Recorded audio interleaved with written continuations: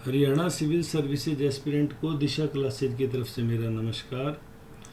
आप लोगों का जो कल एक न्यूज़ प्राप्त हुई है, जो स्टूडेंट्स को मिली है, एस्पिरेंट्स को मिली है, केस नंबर है 10063, जिसको लेके मुझे ये वीडियो बनाना पड़ा क्योंकि बार बार सेम मैटर से रिलेटेड जब कॉल आते हैं तो सबको बताने से अच्छा है कि एक साथ बता दिया जाए।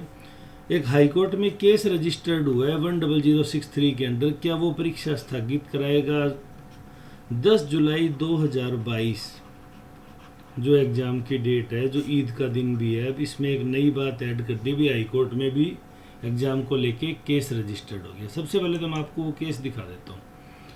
ये सिविल रिट पिटीशन नंबर 10063 है। मैं इसको ऑथेंटिफाइड नहीं करता कि यही केस है जो HCS से रिलेटेड है।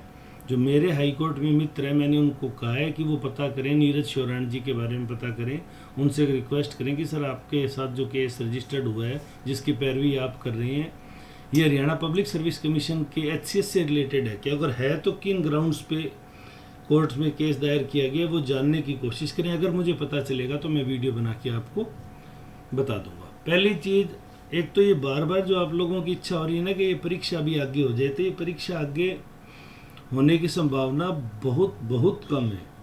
आप लोगों के लिए परीक्षा एक नौकरी मात्र है, लेकिन हरियाणा पब्लिक सर्विस कमीशन के लिए ये उसकी इमेज का मैटर हो गया, अब साख का सवाल हो गया है। हरियाणा पब्लिक सर्विस कमीशन में काफ़ी प्रभावी अफसर भी हैं, ऐसी बात नहीं है। हर तरह के लोग हर जगह मिल जाते हैं। एक भ्रष्ट अफसर मिलने से पूरी पब्लिक सर्विस कमीशन पे उंगली उठाना सही नहीं होता। दूसरा, आप जिस पब्लिक सर्विस कमीशन के साथ काम करने का भविष्य में सोच रहे हैं, आप उसको लेके इतने ज़्यादा नेगेटिव हो जाते हैं तो आप कैसे आगे नौकरी करेंगे। इस केस की अगली तारीख 1 जून है, जो आपने स्टेटस में देख ही ली थी। क्या ही इस पर नई तारीख मिलेगी या केस रद्द होगा? तो मैं यहाँ ना कुछ चीज़ें आप लोगों के साथ क्लियर कर दूँ जो शायद आपका डाउट कुछ हद तक दूर कर दें। ये जो रिजल्ट है, जो Haryana civil service executive branch and other allied services का जो जारी किया गया था, ये जारी किया गया था 24/9 को। 27/9 को आ गया था ना, 24/9 को ये पब्लिश हुआ था।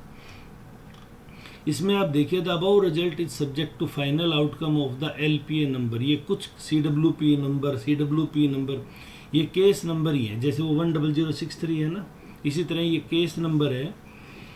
इनका पेंडिंग रहते हुए भी पब्लिक सर्विस कमीशन ने रिजल्ट जारी कर दिया था। तो एक केस रजिस्टर्ड हो जाने से परीक्षा रद्द होना कहीं व्यवहारिक बात नहीं है। आप हरियाणा सिविल सर्विस के थ्रू हरियाणा के टॉप मोस्ट प्रशासनिक अधिकारी लगने जा रहे हैं। तो सबसे पहले मैं जो आप लोगों को एक बार बात कहता हूँ ना कि ये परीक्षा लेने का प्रक्रम जरूर ये है, अभी प्री लो, फिर मेंस लो और फिर इंटरव्यू लो। लेकिन बेसिकली ये परीक्षा की तैयारी करने का तरीका ये है कि पहले आप इंटरव्यू के लायक बनो, फिर आप मेंस लिखो और फिर आप प्री क्लियर करो।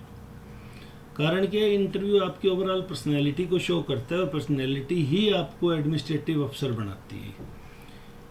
यहाँ दिक्कत क्या हो रही है कि एक छोटी सी न्यूज़ आ जाती है, किसी भी सोर्स से आती है, मैं किसी सोर्स को अनऑथेंटिक नहीं कहता, यहाँ किसी भी सोर्स से आ जाएगी, लेकिन उसको आते ही भगदड़ मच जाना कि सर परीक्षा तो गई, सर परीक्षा तो गई। ऐसा कुछ नहीं होता। जिस बच्चे ने कल इस परीक्षा की हाईकोर्ट केस को ऑथेंटिक माना, उन सब की तैयारी है वो मात्र 20% बच्चे। अगर रोज़ की वो 100 यूनिट पढ़ रहे थे तो वो कल 20 यूनिट पढ़े, क्योंकि नई तारीख क्या मिलेगी ये तो भविष्य बताएगा उनको। तो मैं बार बार कहता हूँ कि छोटी छोटी चीज़ों से ना आप लोग प्रभावित ना हुआ कीजिए। कारण क्या है, 156 पोस्ट के लिए ये नौकरी निकली है। लगभग 2000 से 2100 बच्चे हैं जो प्री क्वालिफाई करेंगे। इनके अंदर से आप मानिए 350 से 400 बच्चे होंगे जो इंटरव्यू कॉल करेंगे, इससे भी कम होंगे। उनके अंदर से 156 नौकरी लगेंगे थ्रू इंटरव्यू प्रोसेस। आपको 156 में आना है तो सबसे पहले आप अपने बिहेवियर को है ना एडमिनिस्ट्रेटिव अधिकारी की तरह बनाने की कोशिश तो कीजिए। आप कोशिश भी नहीं करना चाहते। सबसे बड़ी बात आपकी ये है कि आप कोशिश भी नहीं करना चाहते। आप बस एक ही चीज़ है, परीक्षा आगे निकल जाए, HPSC की बद पिट जाए, हम इस चीज़ को लेके सेलिब्रेट हो जाएंगे। HPSC नहीं करा सकती, फेयर नहीं कराएगी। परीक्षा होगी उसके बाद भी बहुत सी बातें उठेगी कि ये परीक्षा तो पहले से सेट था और हमारे कमरों में ये हुआ, वो सेकेंडरी चीज़ें। आप लोगों ने अगर वो लेवल अचीव कर लिया है तो आपको कोई दिक्कत नहीं होगी। जैसे मैंने एनालिसिस का वीडियो भी बनाया था, टोटल वैकेंसी 156 है, लेकिन जनरल कट ऑफ याद रखो 70 के करीब गई थी, 70। 991 बच्चों ने मेंस के लिए क्वालिफाई किया था। आप 75 से 80 नंबर के बीच अगर ले आते हैं तो कितनी हेराफेरी हो, आप उस चीज़ से बाहर नहीं होते। ये हेराफेरी का जो सबसे बड़ा दिक्कत होती है ना, ये बॉर्डर लाइन एरियाज के जो स्टूडेंट्स हैं उनके साथ रहती है। और कुछ बच्चों की एक आदत होती है, वो हमेशा बॉर्डर लाइन पर ही रह के खुश होते हैं। क्यों? आप इस तरह की घटना से अपनी तैयारी को डिस्ट्रैक्ट कर लोगे, तोड़ लोगे, स्पीड टूट जाएगी, आप लोगों की स्पीड टूट जाएगी तो आपकी तैयारी कम हो जाएगी तो फिर वो मर पड़ के मुख्य परीक्षा में शामिल होने वाला स्थिति बन जाएगा। 10 जुलाई को ईद है। मैं अभी भी आप लोगों को कह रहा हूँ, कोई बड़ी बात नहीं है। ईद एक भारत की बड़ी आबादी का त्यौहार है। मुस्लिम हरियाणा में भी, मेवात क्षेत्र में बहुत बड़ी आबादी मुस्लिम रहती है। 10 जुलाई को सरकार परीक्षा ना कराए, लेकिन सरकार इस परीक्षा को 11 जुलाई को भी करा सकती है। सरकार 11 से लेके 18 जुलाई के बीच में किसी भी वर्किंग डे पे, ऐसा कहीं प्रावधान नहीं है कि वर्किंग डे पे एग्जाम कंडक्ट नहीं हो सकता, बिल्कुल हो जाएगा। कोर्ट में केस रजिस्टर्ड है। मैंने आपको प्रीलिमिनरी के रिजल्ट के थ्रू ये बात पहले ही दिखा दी भी। जब पिछली बार रिजल्ट अनाउंस हुआ था तो इतने केस तो तब भी कोर्ट में पेंडिंग चल रहे थे।